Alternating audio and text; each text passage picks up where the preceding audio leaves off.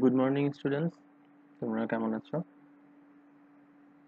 আমাদের architecture of ancient civilisation কোর্সে আমরা বেশ কিছু লেকচার কমপ্লিট করে ফেলেছি। এখন পর্যন্ত 15টা লেকচার আমাদের কমপ্লিট হয়েছে। ফাইনাল টার্ম আসার আগে আমাদের আরো 5টা লেকচার আছে। তো টোটাল 20টা লেকচারের মধ্যে আমাদের 10টা লেকচার মিড টার্মের আগে কভার হয়েছে এবং 10টা লেকচার ফাইনাল টার্মের জন্য আসবে। তো আজকে আমরা লেকচার 16 মানে মিডের পরে 6 লেকচারটা নিয়ে আলোচনা করব। একটু করে যদি মনে করে দেখো, গত ক্লাসে আমরা 800 বিসির সিভিলাইজেশন গুলো নিয়ে পড়াশোনা করছিলাম এবং আমরা গুগল 360 ভিউ এবং গুগল ম্যাপ ইউজ করে 800 বিসির মূলত আহ, কিছু গুরুত্বপূর্ণ আর্কিটেকচারাল এক্সাম্পল, যার মধ্যে সিটি অফ ব্যাবিলন এবং ব্যাবিলনের ইস্টার গেট এবং হ্যাঙ্গিং গার্ডেন নিয়ে কথা বলেছি। এবং একই সাথে 800 বিসিতে আমরা ইজিপ্টের সিভিলাইজেশন নিয়েও কিছু কথা বলেছি। এবং একটা জিনিস আবারও মনে করিয়ে দিতে চাই, সেটা হলো যে 800 বিসিতে এসে ইজিপ্ট মেসোপটেমিয়ান সিভিলাইজেশন, যেটাকে আমরা মেসোপটেমিয়ান সিভিলাইজেশন হিসেবে একটা সিভিলাইজেশন বা একটা আইডেন্টিটি হিসেবে চিন্তা করতাম, সেখানে কিন্তু 800 বিসিতে আমরা তিনটা ভাগে মেসোপটেমিয়ান সিভিলাইজেশনকে ভাগ হয়ে যেতে দেখেছি, যার মধ্যে হিট্টিদের একটা অংশ ছিল, কাসাইটদের একটা অংশ ছিল এবং মিটানি পিপলদের একটা অংশ ছিল। তো এইভাবে বিভিন্ন সিভিলাইজেশন, যেটা অ্যানশিয়েন্ট বা আগেকার সময়ে একটা আইডেন্টিটি ছিল, সেগুলো কিন্তু সময়ে যত আম, আগাতে থাকে বিভিন্ন কারণে ভাগ হয়ে যেতে থাকে। তো সেরকম একটা সময়কাল 800 বিসিতে আমরা আছি এবং আমাদের আজকের লেকচারটিও 800 বিসির আরেকটি সিভিলাইজেশন, যেটা চাইনিজ সিভিলাইজেশন, সেটা নিয়ে আমরা কথা বলবো। চাইনিজ সিভিলাইজেশনের আমরা প্রথম থেকে যদি একটু মনে করে দেখো, তিনটা মেজর ডিনাস্টি বা তিনটা মেজর এম্পায়ার বা এম্পায়ারের কথা আমরা বলেছিলাম। তার মধ্যে শিয়া ডাইনেস্টি, ঝৌ ডাইনেস্টি এবং ঝ্যাং ডাইনেস্টি, তিনটা ডাইনেস্টি ছিল। তার মধ্যে শিয়া নিয়ে কন্ট্রোভার্সি আছে, যেটাকে আসলে ছিল নাকি, কারণ সেটার কোনো সিটি এখনো পর্যন্ত আবিষ্কৃত হয়নি, কিন্তু স্ক্রিপচার বা লেখার মধ্যে সেই সিটিগুলোর বর্ণনা পাওয়া যায়। আমরা ঝৌ ডাইনেস্টির টাইম পিরিয়ড যদি ধরি, তাহলে 800 বিসিতে ঝৌ ডাইনেস্টি মেজর চায়নায় ডমিনেট করে। তো ঝৌ ডাইনেস্টির আজকে আমরা যে এক্সাম্পলটা পড়বো সেটা হচ্ছে রিচুয়াল কমপ্লেক্স। এবং খুব ইন্টারেস্টিংলি তোমরা একটা জিনিস খেয়াল করবে, যে এখানে রিচুয়াল কমপ্লেক্স বা টেম্পল যদি বলি, রিচুয়াল কমপ্লেক্স বলতেও এখানে এটাকে টেম্পল হিসেবে চিন্তা করো। এবং এই টেম্পলের যে ভাগগুলো ছিল, সেটা ইজিপশিয়ান টেম্পলের ভাগের সাথে খুব মিলে যায়। এবং সেটা তুমি বিভিন্ন আর্কিটেকচার, বিভিন্ন সিভিলাইজেশনের টেম্পল দেখলেও দেখবে যে মূল ভাগগুলো খুব কাছাকাছি। যেমন আমরা এখানে যদি খেয়াল করি যে the components of the temple কি কি ছিল, তার মধ্যে প্রথমেই বলছে gate house, a large central court, ritual hall and its flanking halls. তো চারটা ভাগ টেম্পলের। গেট হাউসকে যদি ইজিপশিয়ান টেম্পলের সাথে তুলনা করি, সেটা ইজিপশিয়ান টেম্পলের যে পাইলন ছিল সেটি। লার্জ সেন্ট্রাল কোর্টটা হচ্ছে ইজিপশিয়ান টেম্পলের যে প্যালিসেডেড কোর্ট ছিল, যেটা চারপাশে কলাম দিয়ে ডেকোরেট করা ছিল একটা কোর্টিয়ার, সেইটা। রিচুয়াল হল যেটা, সেটাকে আমরা হাইপোস্টাইল হলের সাথে তুলনা করতে পারি, যেখানে অনেকগুলো কলাম ছিল এবং মেইনলি ওখানে মানুষরা পাবলিক ইভেন্টের সময় গ্যাদার করতো। এবং ইটস ফ্ল্যাঙ্কিং হল যেটা বলছে, সেটাকে আমরা তুলনা করতে পারি হাইপোস্টাইল হল পার হয়ে ইজিপশিয়ান টেম্পলে যেই আমরা স্যাংচুয়ারিটারে যেতাম সেইটার সাথে। শুধু পার্থক্য হচ্ছে ফ্ল্যাঙ্কিং মানে চারপাশে ঘেরা। তো এখানে কোর্ট, রিচুয়াল হল বা হাইপোস্টাইল হলের পরে যেরকম আরেকটা মেজর ভাগ ছিল, এখানে সেই মেজর ভাগ হিসেবে কোনো স্যাংচুয়ারি বা কোনো সেন্ট্রাল কোনো হল রুম বা সেন্ট্রাল কোনো প্রেয়ার স্পেস নাই, বরং এর চারপাশে প্রচুর রুম আছে বা হল রুম আছে ছোট ছোট, সেগুলোকে বলা হচ্ছে। তো এখানে আমরা যদি প্ল্যানটাই খেয়াল করি, এই প্ল্যানে এটি একটি ঝৌ ডাইনেস্টির রিচুয়াল কমপ্লেক্সের প্ল্যান। তো প্ল্যানে প্রথমেই দুই পাশে সলিড দুইটা গার্ড রুম বা একটা রিসেপশন হলের মতো আছে, তার মাঝখান দিয়ে এন্ট্রি হচ্ছে। তো এটাকে আমরা গেট বা মেইন এন্ট্রান্স হচ্ছে। তারপর আমি সেন্ট্রাল কোর্টিয়ার্ড পাচ্ছি। সেন্ট্রাল কোর্টিয়ার্ডের ফিচারটা যদি খেয়াল করে দেখো, এখানে চারপাশে অনেকগুলো স্টেয়ার আছে এবং দুইটা র্যাম্পও আছে। এটা খুব ইন্টারেস্টিং যে স্টেয়ার আছে এবং সাথে র্যাম্পও আছে। র্যাম্প আছে কেন, এটা যদি আবারও একটু মনে করিয়ে দিতে চাই, সাধারণত অ্যানশিয়েন্ট যে বিল্ডিং গুলো, সেখানে র্যাম্প থাকলে ধরে নেওয়া হয় যে সেগুলো দিয়ে ভারী মালামাল বহন করা হতো। সো এই ফ্রন্ট হলে যেখানে সবাই গ্যাদার করবে, এখানে আহ, তার মানে ইভেন্টের সময় বা বিভিন্ন দরকারে ভারী জিনিসপাতি নিয়ে আসা হতো। এবং তারপরে যে ফ্রন্ট হলটা, সেই ফ্রন্ট হলটাও দেখতে পারো যে হাইপোস্টাইল হলের মতোই ইজিপশিয়ান টেম্পলের মতো অনেকগুলো কলাম আছে এবং তিন পাশে ওয়াল দিয়ে ঘেরা, শুধু কোর্টিয়ার সাইডটাই ওপেন। এবং যেহেতু ফ্রন্টেও কোর্টিয়ার থেকে সামনের দিকে তাকালে ফ্রন্টেও আমার একটি ওয়াল আছে, সলিড ওয়াল, তার মানে বোঝা যাচ্ছে যে এতটুকু পর্যন্তই পাবলিক অ্যাক্সেসটা শেষ হয়ে যাচ্ছে এবং এর পরে জেনারেল পাবলিকের অ্যাক্সেস নেই। ছোট যে দুই এন্ট্রিটা আছে সেটা দিয়ে কন্ট্রোলড এন্ট্রি, সেটা দিয়ে মূলত রিচুয়াল কমপ্লেক্সের যেই রিচুয়াল গুলো পারফর্ম হবে সেগুলোর জন্য পিছন থেকে প্রিস্ট বা পুরোহিতদের আসার জন্য জায়গা।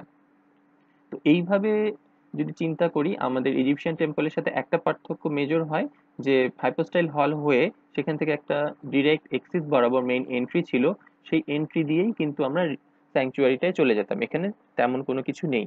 এবং আরেকটা ব্যাপার খেয়াল করার মতো যে পুরো প্ল্যানটা যদি খেয়াল করো, একটা সেন্ট্রাল এক্সিস বা অক্ষ আছে, যেটা যদি আমি গেট লাইন দিয়ে চিন্তা করি, মাঝখানে ফ্রন্ট হল সেটা র্যাম্প দিয়ে চিন্তা করি, এবং পিছনে গিয়ে দুইটা ছোট কোর্টিয়ার্ড আছে, তার মাঝখানে একটা সার্কুলেশন আছে, সেটা দিয়ে চিন্তা করি, তাহলে একটা সেন্ট্রাল এক্সিস আমরা দেখতে পারি, যেটা এই পাশের এক্সোনোমেট্রিক ভিউতে একটি লাইন দিয়ে কেটে ফেলা হয়েছে এবং দেখানো হচ্ছে যে উচ্চতাগুলো কেমন ভাবে চেঞ্জ হয়। তো আমরা এই যে ঝৌ ডাইনেস্টি টেম্পল কমপ্লেক্স যখন ব্যাখ্যা করতে যাব, তখন এই অক্ষর ব্যাপারটা খুব গুরুত্বপূর্ণ।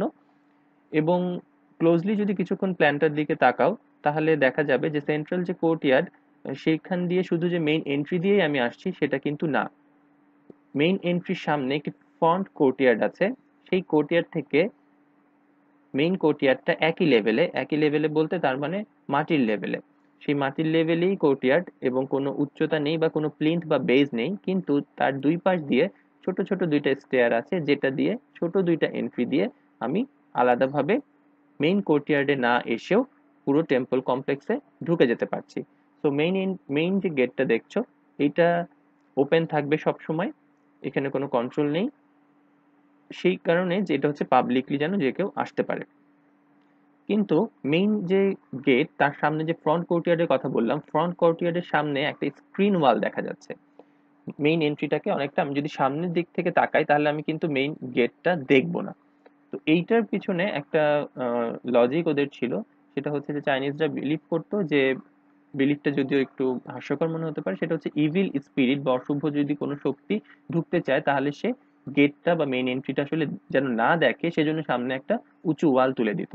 এবং এক্সোনোমেট্রিক ভিউতে যদি তোমরা দেখো, তাহলে দেখবে যে এই মেইন গেটের সামনে এখানে একটা ওয়াল দিয়ে ঢাকা। তো একটা লেভেলে তুমি কিন্তু দেখতে পাচ্ছ না, মানে ব্যাপারটা অনেকটা এরকম যে অশুভ শক্তি বা অশুভ স্পিরিটটা মনে হয় শুধু একটা লিনিয়ার লাইনে বা 2D সারফেসে চলাচল করে, যে কারণে সে আসলে দেখতে পারবে না গেটটা। কিন্তু বিলিফ সিস্টেমটা ছিল এরকম, সেই জন্য তারা মেইন গেটের সামনে একটা ওয়াল, উঁচু ওয়াল দিয়ে দিত, যেটাকে স্ক্রিন ওয়াল বলা হচ্ছে। তারপর ফ্রন্ট কোর্টিয়ার, সেটা দিয়ে একই লেভেলে আমি ঢুকে যাচ্ছি, কিন্তু ছোট এন্ট্রি দিয়ে, কন্ট্রোল এন্ট্রি দিয়ে যারা ঢুকছে দুই পাশ দিয়ে, তাদের জন্য একটি গেট থাকবে, সেখান দিয়ে তারা যেতে পারবে। এবং আরেকটা জিনিস এখানে লক্ষণীয় যে চারপাশে অনেক রুম দেখা যাচ্ছে, যেই কারণে এই ঝৌ ডাইনেস্টির টেম্পলের এলিমেন্টের মধ্যে ফ্ল্যাঙ্কিং হল বলে যে আইটেমটা করা হয়েছে, সেটা খুব একটা গুরুত্বপূর্ণ ফিচার, যে পাশে অনেকগুলো রুম রয়েছে এবং এইসব রুমে আমরা যদি ফাংশন চিন্তা করি, এটা নিয়ে আমরা আগেও ডিসকাশন করেছিলাম যে এই ধরনের যখন রুম থাকে কোনো টেম্পল কমপ্লেক্সে, সেগুলো মূলত বিভিন্ন স্টোরেজ গোডাউন হিসেবে কাজ করে, কিছু ক্ষেত্রে রেস্টিং এরিয়া হিসেবে প্রিস্টদের কাজ করে।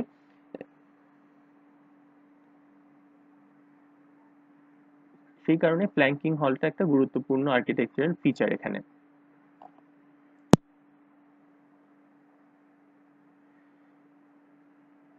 তো এখানে একটি রিকনস্ট্রাকশন ভিউ এটা দেয়া হয়েছে যে যদি আমরা করি, যে রিকনস্ট্রাকশন করা হয়েছে টেম্পল কমপ্লেক্সটাকে, এবং সেখানে এই সব ফিচারগুলো ওরা নতুন করে তৈরি করে।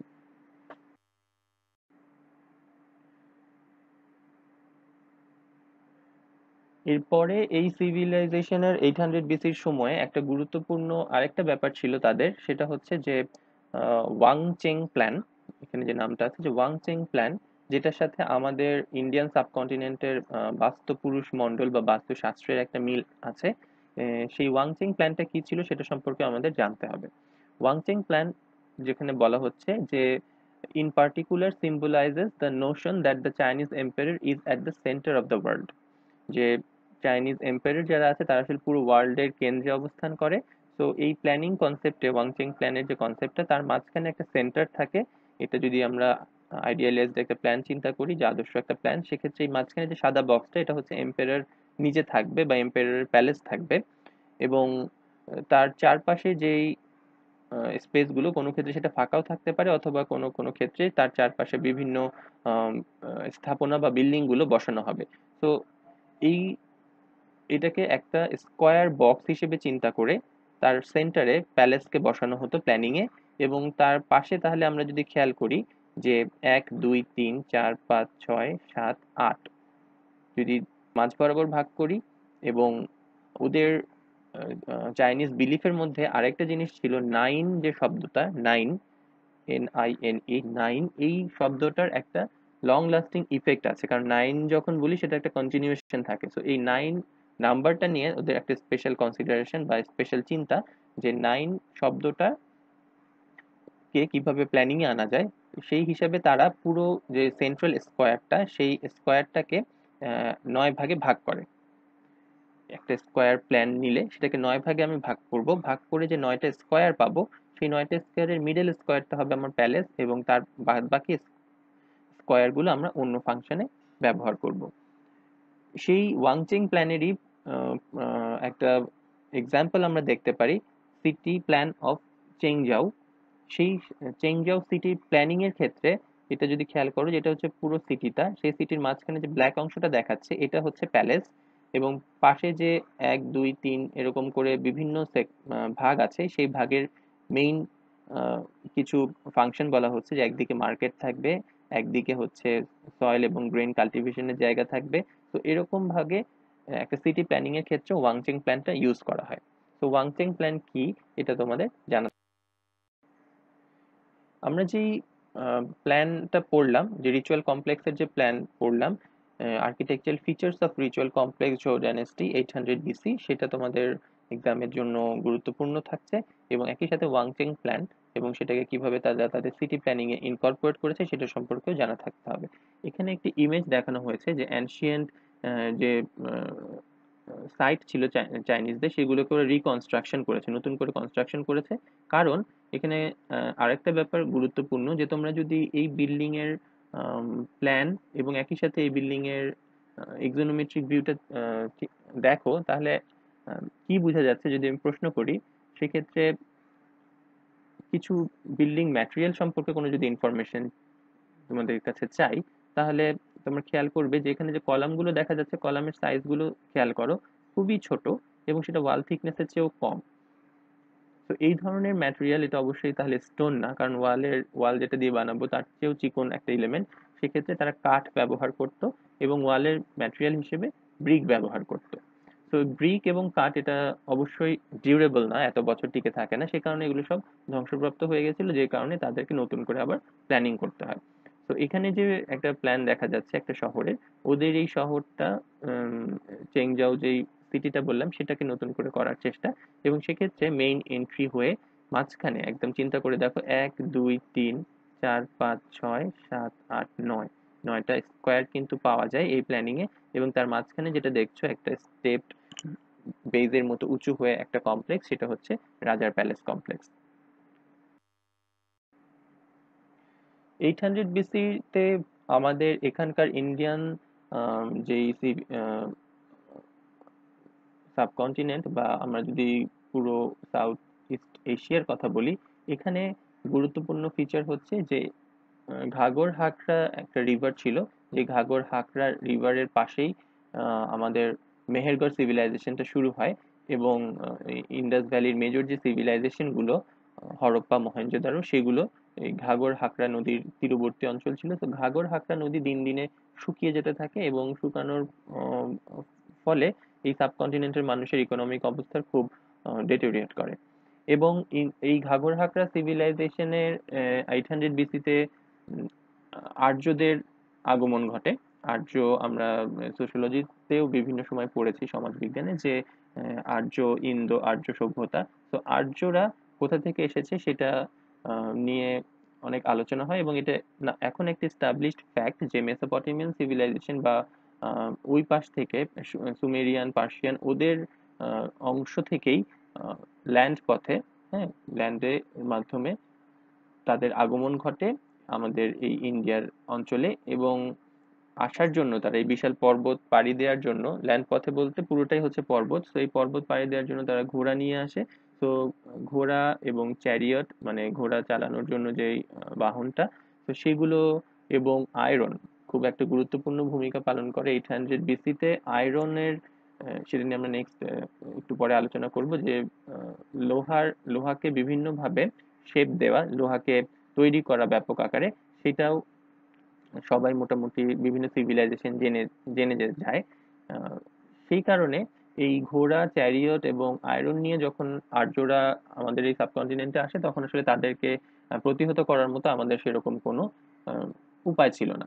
তো আলটিমেটলি আর্যরা এখানে জনবসতি স্থাপন করে এবং পুরো ইন্ডিয়ান এই অঞ্চলটা 4টা বড় মহাজনপদে ভাগ হয়। এই 4টা মহাজনপদ হচ্ছে মগধা, কোশালা, কাশী এবং ভ্রাজি।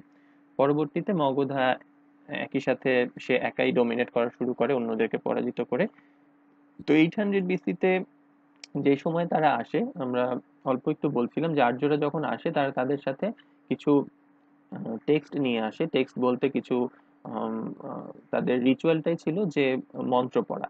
তো এই মন্ত্র পড়া সেখান থেকেই মূলত বেদ বাক্য বা বেদ গ্রন্থ সেটার উৎপত্তি ঘটে। তো এই ভেদিক কালচার বা ভেদিক যে রিচুয়াল গুলো আছে সেগুলো পারফর্ম করা শুরু করে এই সময় 800 বিসির সময়।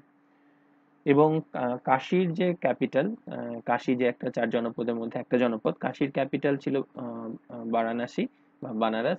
তো এই বেনারসেই মূলত তারা এই রিচুয়াল গুলো পারফর্ম করার জন্য চিন্তা করে যে এই বানারস মূলত হবে একটি পিলগ্রিমেজ বা তীর্থযাত্রী যাদের তাদের একটা শহর, এবং সেখানে শুধুমাত্র ধর্মীয় কাজগুলোই করা হবে। তো এই বেদিক রিচুয়ালের মধ্যে মেইনলি রিচুয়ালটা হচ্ছে কিছু মন্ত্র পড়া হয় এবং আগুন মাঝখানে থাকে, সেই আগুনে মন্ত্র পড়ে তাদের কালচারটা হয়, রিচুয়ালটা কমপ্লিট হয়। এবং সেখানে আগুনের মধ্যে তারা কি কি দেয়, অনেক সময় খাবার দেয়, এবং সেখান থেকেই চিন্তা করে যে যে খাবারটা আমি দিচ্ছি সেই খাবারটা পুড়ে আবার মিলিয়ে যাচ্ছে, এবং তার মানে স্মোক এবং এয়ার যেটা হচ্ছে সেটা আসলে এনার্জি হিসেবে কনভার্ট হচ্ছে, এরকম একটা বিশ্বাস। তো এই বিশ্বাসের কারণে যেখানে আগুন লাগবে এবং মন্ত্র পড়া লাগবে এরকম একটা পারফর্ম হওয়ার জন্য তাদের কিন্তু কোনো টেম্পল দরকার ছিল না, কারণ আগুন একটা আমাদের কালচারে আগুন কোনো রুমের মধ্যে বা আমাদের দেশে কোনো স্পেসের ভিতরে আমরা আগুন নিয়ে কোনো অ্যাক্টিভিটি করি না কিচেন ছাড়া। তো সেক্ষেত্রে এই ধরনের অ্যাক্টিভিটি করার জন্য, কারণ আগুন জ্বলার জন্য আবার অক্সিজেনও লাগবে, তো মূলত এই এই রিচুয়ালটা পারফর্ম করার জন্য আউটডোর স্পেস দরকার, মানে এটা বাইরে পারফর্ম করতে হবে, কোনো টেম্পল বা কোনো একটা রুমের মধ্যে না। তো সেই কারণে সিভিলাইজেশনটা তখন আমাদের এখানে শুরু হয় এই বানারসে গঙ্গা নদীর পাশে। প্রচুর স্টেপ বা সিঁড়ি চলে আসে, মানে সিঁড়ি বলতে সিঁড়িগুলো বিভিন্ন লেভেলে সিঁড়ি এবং বিভিন্ন লেভেলে প্ল্যাটফর্ম হয়ে যাচ্ছে উঠে উঠে। যদি আমরা এই প্ল্যানটা খেয়াল করি তাহলে এখানে টানা স্টেয়ার আছে, এবং কিছু দূর পর পর স্টেয়ারের যে ল্যান্ডিং বা বড় স্পেস গুলো সেখানে মূলত এই পারফর্ম গুলো রিচুয়াল গুলো হতো, রিচুয়াল গুলো পারফর্ম হতো। তো এই এই জন্য এটা একটা গুরুত্বপূর্ণ ব্যাপার যে আহ, কোনো টেম্পল কেন আসলে আর্যরা তৈরি করেনি, কারণ হচ্ছে এই রিচুয়ালটা পারফর্ম করার জন্য আউটডোর স্পেস দরকার ছিল, এবং গঙ্গা নদীর পবিত্র পানির সাথে এই রিচুয়ালের সম্পর্ক যে যেটা পুড়ে যাবে সেটাকে অ্যাশ বা ছাই হিসেবে নদীতে আবার দিতে হবে, সেই কারণে মূলত পুরো একটি ঘাট ডেভেলপ করে। হ্যাঁ, এটাকে ঘাট বলা হচ্ছে, যে স্টেপ গুলো সেগুলো ঘাট। তো এই ঘাটগুলো উম, খুব ইম্পর্টেন্ট আর্কিটেকচারাল ফিচার, যদিও এটা কোনো বিল্ডিং না, কিন্তু এই ঘাট ডিজাইন গুলো কেন এসেছিল 800 বিসিতে সেটার রিজন।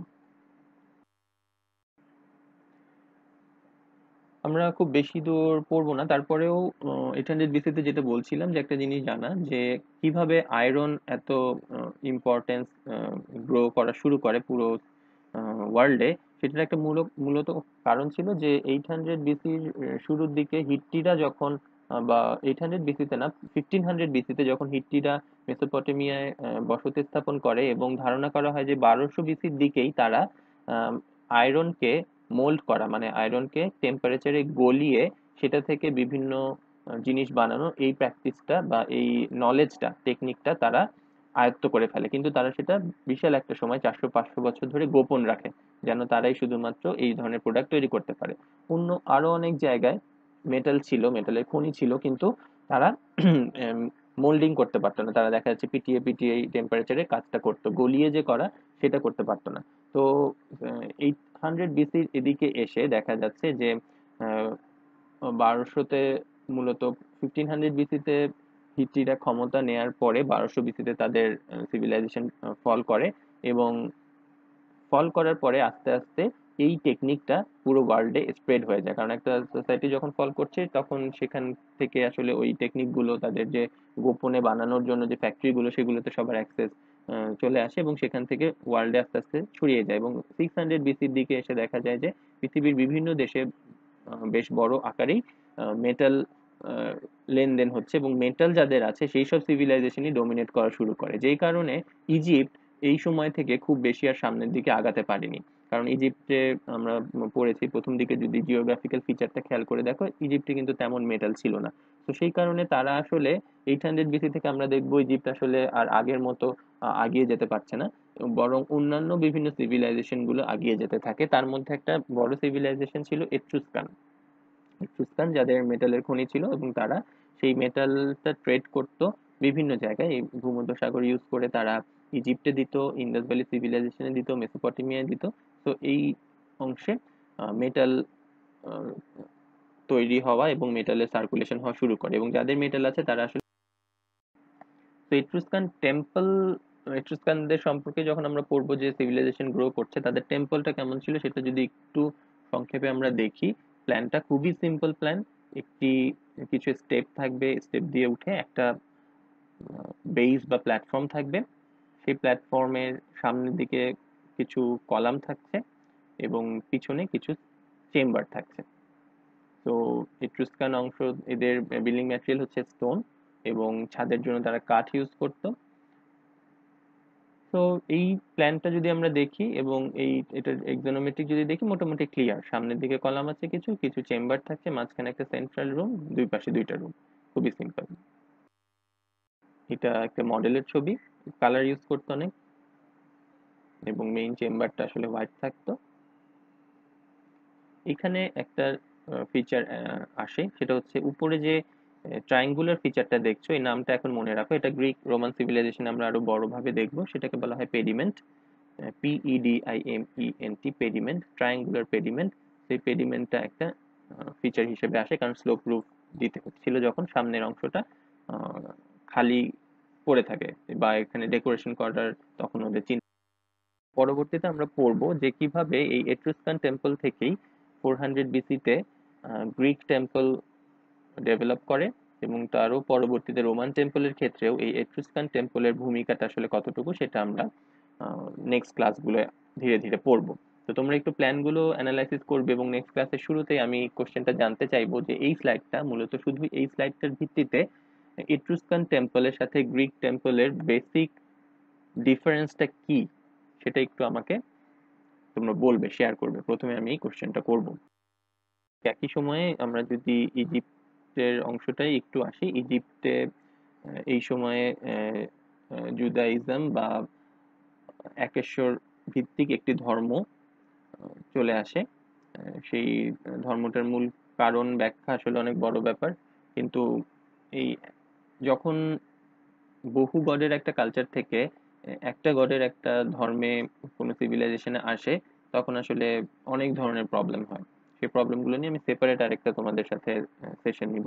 কিন্তু এই সময় এক্সাম্পল হচ্ছে সলোমন টেম্পল, এটা খুব ইম্পর্টেন্স সহকারে পড়ার দরকার নেই। এবং এই হিস্ট্রিটা যেহেতু একেশ্বরের একটা ধর্ম চলে আসে, তাদেরকে বিভিন্ন প্রবলেম ফেস করতে হয়, এবং তাদেরকে ব্যাবিলনে নিয়ে বন্দি করে রাখা হয় একটা বিশাল জনগোষ্ঠীকে। তারা আবার এক সময় আসে, এবং ওদের ধর্মগ্রন্থ যদি বলি, আমরা জানি যে চারটা হোলি ধর্মগ্রন্থ মুসলমানদের, আমরা বলি যে তাওরাত, ইনজিল, জব্বুর এবং কোরআন শরীফ। সেক্ষেত্রে তাওরাত এর সময়টা, এই সময় তাওরাত বা তোরা যেটা বলা হয়, সেটা আসলে এই সময়ে 800 বিসিতেই ওরা প্র্যাকটিস করে।